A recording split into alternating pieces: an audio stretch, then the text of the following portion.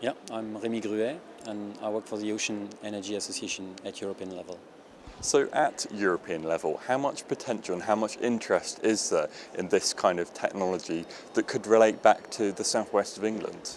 There is a lot of interest at the moment at European level. The European Commission is working on a new communication, so it's going to be a policy paper that will explain how much potential there is, and will try to bring together the actors, including the member states, the European actors, and also obviously the regions, because we work with a lot of regions and this is where the projects will be implemented. We've heard from the southwest of England that there are working prototypes, but this isn't yet technology that's been put into practice. How much money are you looking for from Europe to make this work in reality in the southwest of England? That's a very good question. The sector has invested 600 million euros in the last 7 years to put the prototypes in the water. And as an association, we have an objective of leveraging another 500 million until 2020 to get to the next level of technology development. You might know that we have the prototypes. Now we need to move beyond the prototypes to go into small arrays of a number of, not prototypes anymore, but a number of devices who will generate energy on a regular basis. Are you looking to get all of that money, the 500 million you're talking about there, from the European Union, or do you have other sources that you can also turn to? There are other sources. In England you have a revenue-based support mechanism. You've probably heard of the ROCs. They are basically revenue support you can get for generating kilowatt hours with renewables.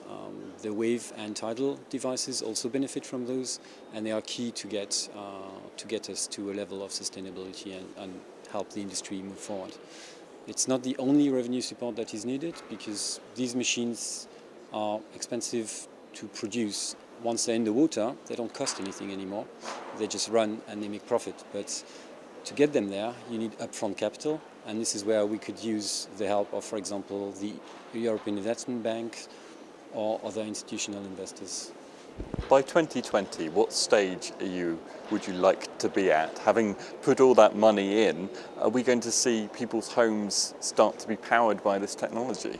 Absolutely.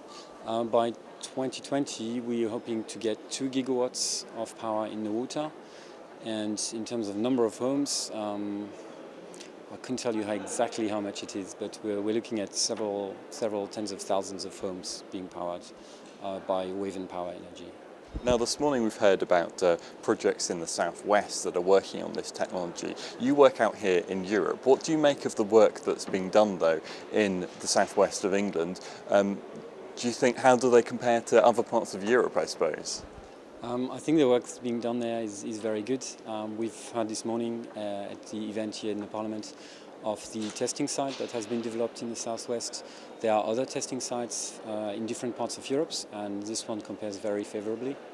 It's very important to have these sites because it lowers the cost of projects. Obviously, if you have one device and you can just attach it to an existing infrastructure, it's going to cost you a lot less than if you need to build everything yourself.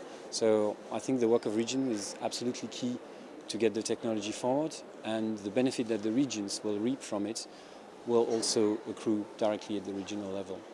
There are technologies that are generally produced very close to the place they are installed, because they are heavy and bulky and it's difficult to transport them. So it's not something you're going to produce in China and ask a Chinese person to go and put and install in southwest England. That's not going to happen. So just finally, the politics, I suppose. How much convincing have you still got to do out here? How confident are you can get the money to support this technology?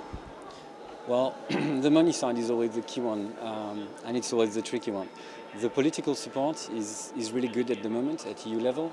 The Commission has moved from supporting the original type of renewable technologies like wind, solar, moved beyond that and is now really looking at the next generation, the ones we need to get the system a lot more focused and giving energy security to Europe. So there is very good support from the EU level. There is very good support from some of the regions, including the southwest.